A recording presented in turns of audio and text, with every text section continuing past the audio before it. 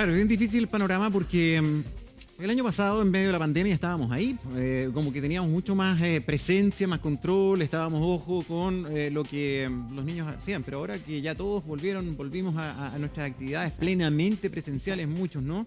Ya se está llegando tarde, los niños están mucho más autónomos, entonces es más difícil de controlar. Jade Ortiz, experta de la Universidad Santo Tomás, está con nosotros. Esta serie es recomendable. A ver, aunque tú estés como padre al lado de un niño, No. ¿se puede ver o no? No, al tiro. Es un contenido que tiene contenido de violencia, tiene contenido de abuso sexual, tiene como una tendencia al maltrato además femenino, es muy potente en ese sentido. Hay una pérdida completa del valor, por lo tanto, un niño que está acompañado de un adulto todavía no tiene el criterio. Nosotros siempre decimos en general, bueno, hay ciertos tipos de series que un niño debería estar acompañado por un adulto para mediar el criterio. Esta es una serie que definitivamente está en una larga distancia todavía, incluso para el puente que un adulto pudiera hacer. Por lo tanto, eso significa que ese niño tendría que crecer. Hay una discusión ahí porque Netflix lo coloca entre los 16 y los 17 años como acceso, pero podríamos decir, y ahí hay una discusión entre los psicólogos, en general el mundo de la salud mental, porque no necesariamente a los 16, 17 años tienes todavía la madurez emocional como para poder generar tanto soporte de lo que está ocurriendo allí, porque es una violencia. Lo coloco así, cuando tú ves violencia explícita, que es la que hay acá, lo que pasa con esa violencia explícita es que te golpea a ti. Tú también tienes un impacto emocional, ¿sí? Y en el caso de los niños no tienes el soporte todavía afectivo ni la madurez de autorregulación afectiva para poder hacer ese soporte. Por lo tanto, se entiende también como desde una visión traumática. Lo mismo que puede pasar con adolescentes. ¿Sabes que estamos viendo imágenes? Estábamos viendo esta muñeca en un mall, de hecho, y tú nos comentabas mientras veíamos la nota. La gráfica que tiene esta serie es muy simple, es muy... Casi que yo veo esa muñeca y podría pensar que es de unos dibujos animados de niños. Exacto. Por lo tanto, a pesar de que esté, digamos, un joven, un adolescente, junto a su padre o madre viendo, un adulto, ese enganche que se hace con estas casitas con tejas, que podría ser casi como de un campo, lleva a que el niño además se involucre aún más con lo que es esta serie. O sea... Lo acepte, digamos, sin barreras, a eso me refiero. O sea, está ahí hecho todo un enganche. Hay que entender primero que nada cómo está hecha la serie. Y la serie está hecha en base a los juegos infantiles. Está hecho en torno a la gráfica infantil. Cuando tú tienes esa gráfica, obviamente te llama inmediatamente la atención. Si hubiera sido solo la gráfica y un par de juegos, los adultos no hubieran enganchado. Son las temáticas de adultos las que enganchan, pero en una gráfica infantil, y en una gráfica infantil no inventada, sino que es parte de la cultura, por ejemplo, de Corea del Sur, y tiene los elementos a nivel mundial del color, la simpleza, el tipo de juego y competitividad que te involucra, que lo hace entonces muy entretenido, independiente del segmento. Solo que como el contenido en sí mismo es así de fuerte, golpea por lo tanto a los niños. Ahora, podríamos decir que en ese elemento es donde está hecho, es como, ¿se acuerdan del juego de la ballena? Sí. ¿Sí? Nosotros decíamos, bueno, ahí hay una cosa bien perversa. Podríamos pensar que aquí también hay una estructura bien perversa. Pero bueno, la seriedad efectivamente vende, hoy día es la que tiene mayor cantidad, ¿no es cierto? O sea, eso, reventar en términos de rating a Netflix, y va a seguir. Y además es muy fácil caer en interés, porque lo decía una niña ahí en la nota. ¿Por qué la vio? Claro, porque en estas plataformas, que tienen la misma naturaleza que las redes sociales, que por ejemplo son los trending topics o los temas más vistos o los más populares, ¿no? Exacto. Acá también te aparecen inmediatamente destacados en primera fila aquellos estrenos que son los más vistos en el mundo. Entonces, inmediatamente te aparece como la mejor oferta. Entonces, la curiosidad es innata. Mató al gato. Claro, y puede tener todo un sentido profundo, una crítica social y todo un mensaje detrás, pero en el hecho es una serie bien violenta. Y es bien rara la mezcla, o rara, llamativa, pues lo hablamos fuera de pantalla. Estos juegos existen, son juegos infantiles de Corea del Sur. Es como que acá hubieran pescado, no sé, el arroz con leche y hubieran hecho una serie de sátira o crítica social muy violenta, o sea... El juego a la pinta, las bolitas, etcétera, exactamente. Por lo tanto, son juegos infantiles que están entonces en el colectivo cultural, y cuando tú los tienes en un colectivo cultural es mucho más fácil, ¿no es cierto?, que tú te identifiques. En la serie hay muchos elementos donde tú te identificas, y que hace además que los niños se identifiquen. Entonces, tal como tú dices, la publicidad hoy día, bueno, Netflix lo tiene entre los 10 primeros, te salta inmediatamente, en TikTok, en todo lo... Y lo van transmitiendo. ¿Cuál es el gran tema en eso? El tema es que entonces los niños no tienen criterio, pero fíjate que aún así los adultos, muchos adultos lo ven por curiosidad, a propósito de esto. Claro. Si tú quieres mandar un mensaje social, y ahí uno se podría hacer una pregunta, ¿tiene que ser tan explícito? Ese mensaje social, esa discusión, ¿tiene que golpearte tanto a la vista? ¿Tiene que ser? Bueno, uno dice, está la libertad y está la toma de decisiones. Sí, ok. Dejémoslo entonces eso para un segmento. Hay otro segmento que va a decir que sí, pero le va a golpear igual. Pero después tenemos a niños y adolescentes, y especialmente niños, ¿no es cierto?, donde no tienen la oportunidad de pensarlo, no tienen la capacidad emocional de poder asimilarlo, y por otro lado está el proceso de identidad. Uno de los fenómenos que está ocurriendo es que efectivamente en los colegios se comenzaron a hacer concursos. Los chicos inventan concursos que imitan, que replican. ¿Te fijas o no? Eso todavía es más terrible. Jade, ya, es que sabes que justamente tocando ese punto, y quiero además, nos está escribiendo mucha gente y les queremos agradecer los mensajes. Tenemos ahí en pantalla, si tienen consultas, preguntas, comentarios al respecto, ahí está nuestro WhatsApp, nuestro hashtag es Buenos Días TVN, y en general en los que he estado leyendo mientras seguíamos conversando, muchos asocian la responsabilidad de frentón a los padres, pero ya lo decía Gonzalo antes, hoy estamos menos en la casa y me parece que aquí no necesariamente el niño o niña lo tiene que haber visto. Está el juego en el colegio. Está una de las niñitas de la nota que decía, es que mi compañera o mi amiga me dijo que la había visto y me contó. Sí. Está el merchandising que están usando hoy día para Halloween, por ejemplo, que muchos niños lo están buscando el disfraz, y no solamente acá, en el mundo. En el mundo, sí.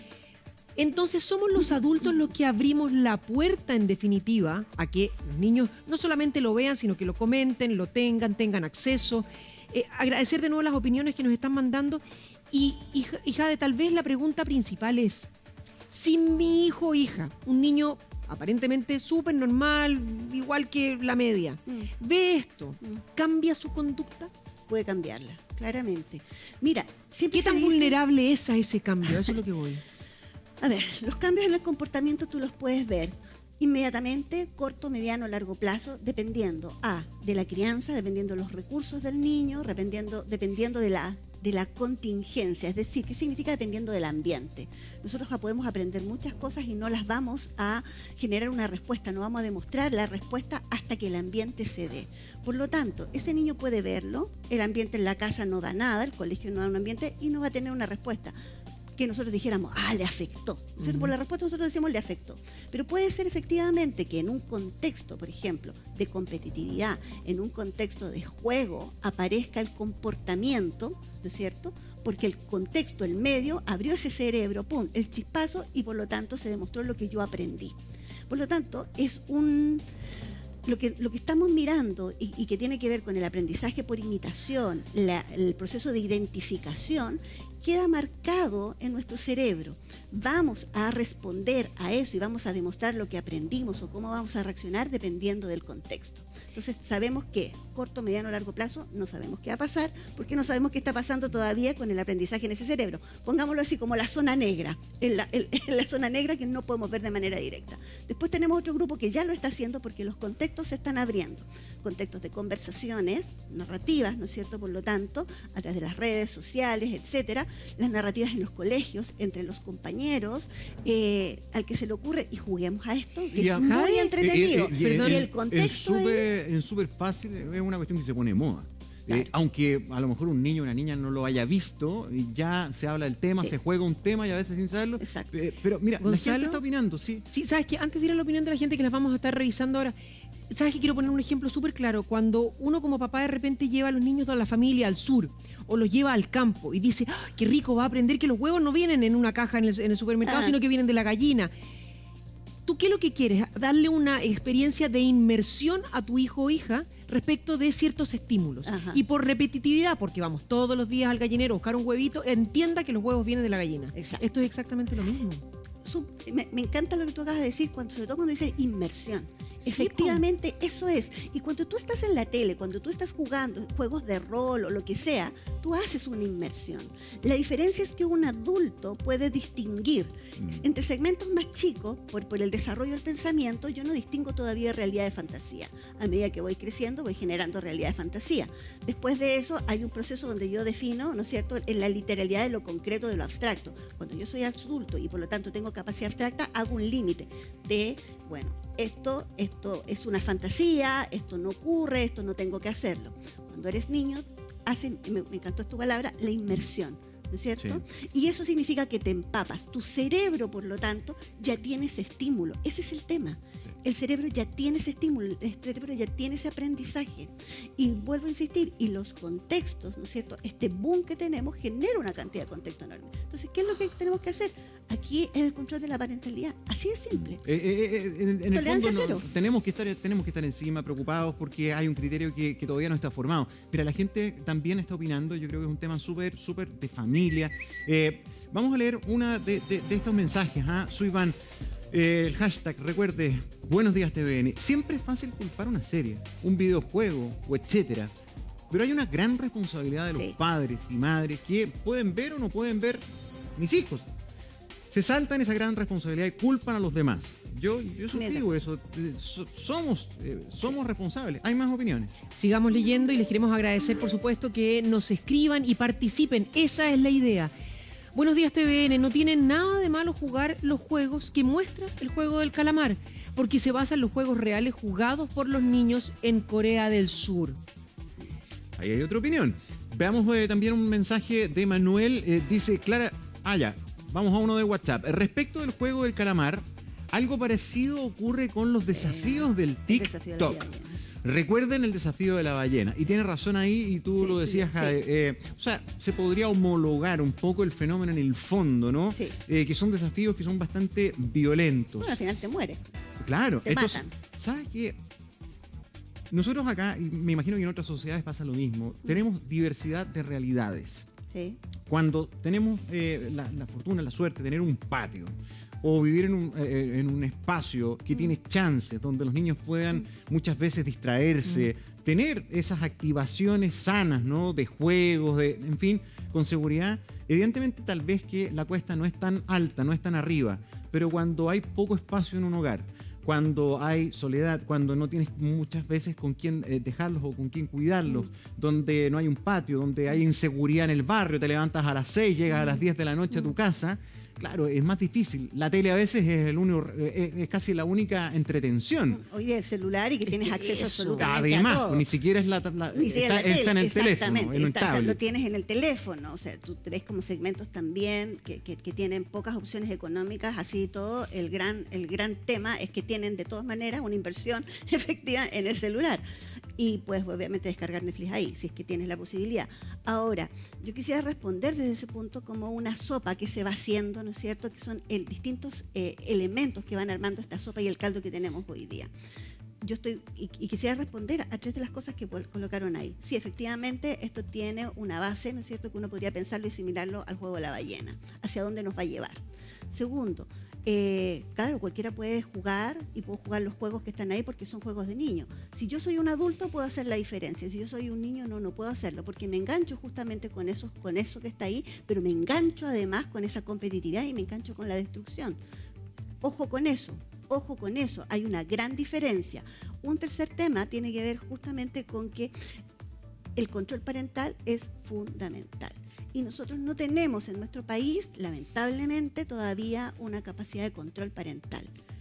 Y esto es una enorme responsabilidad. Y la responsabilidad tiene que ver también con pensar que los seres humanos somos buenos y nacimos todos buenos. Y no es así, ni buenos ni malos. Nacemos con una capacidad de absorber, de aprender y de replicar. El criterio de lo que debo o no debo hacer tiene que ver justamente con cómo nosotros socializamos los valores, socializamos lo que es correcto y lo que no es correcto. Entonces, pareciera ser además que corremos una carrera en el colegio de exitismo, lo suelo decir, y desde ese punto de vista entonces nos centramos en los contenidos, pero no en lo que es bueno y lo que no es bueno, lo que debemos o no debemos hacer para sostener una sociedad, entre comillas, más justa y orientada hacia la paz. Entonces, cuando nosotros pensamos, bueno, ¿qué valores son los que yo quiero transmitir? ¿Qué elementos son los que yo quiero formar en mis hijos? Viene el control parental. Y tenemos además otro caldo. Resulta que tenemos papás que dobles roles, trabajar, lo que tú estás señalando, ¿no es cierto? Por lo tanto, eso va implicando que con el tiempo yo voy dejando cada vez más la crianza, colegio, pantallas, a la soledad. Es que de ahí el tema es que muchas veces esa soledad no es que la queramos así. Muchos papás y mamás. Nosotros dos estamos aquí trabajando con la Mari también, todos somos papás y tenemos niños toda la mañana. Y sí, tenemos la suerte de poder volver a nuestras casas generalmente a una hora prudente, pero hay mucha gente que no la tiene. Y ahí cuando uno dice, sí, pero es que el control parental, sí, pues es un tirón de orejas que a muchos y a la gran mayoría los hace mirar para abajo. Pero ¿y cuál es la solución? Porque además acá lo tremendo es que estaba leyendo, Netflix invirtió $500 millones en producciones en Corea del Sur. Y yo no quiero decir que todas sean violentas, pero el 30% de las producciones tiene contenido similar a este. Por lo tanto, este no es el último juego ni el último desafío que vamos a tener. No, y este va a correr mucho más. Sí, yo quiero rescatar lo que tú dices ahí, porque el control parental es un elemento que hoy día nosotros apuntamos. Pero tú dices muy bien, esto es una sopa mayor y que tiene que ver entonces, bueno, ¿cuáles son las políticas con los tiempos que le damos a los padres? Nosotros tenemos una sociedad chilena altamente trabajólica, donde entonces esos tiempos no están. Entonces, también hay una política, o sea, esto es una suma de política, una política desde donde entonces nosotros estamos definiendo, a ver, ¿para qué camino estamos corriendo? ¿Para obtener más dinero? Y ojo, porque el juego justamente va a eso, va a la punta del dinero. Estamos corriendo hacia dónde. Y ese correr entonces también define qué política entonces yo voy a tomar desde el Ministerio de Educación, qué políticas voy a tomar respecto desde lo laboral, cómo yo estoy apoyando efectivamente los sistemas parentales para que esos sistemas parentales generen entonces mejores niños, porque esos niños van a ser los adultos y esos adultos van a gobernar el país en unas generaciones más. Y van a volver a ser esos trabajólicos que no queremos que sean. Jade, te queremos agradecer muchísimo, un tema que vamos a volver a tocar seguro. Gracias por tu tiempo y tus consejos. Gracias a ustedes. Gracias Buenos por días. Venir.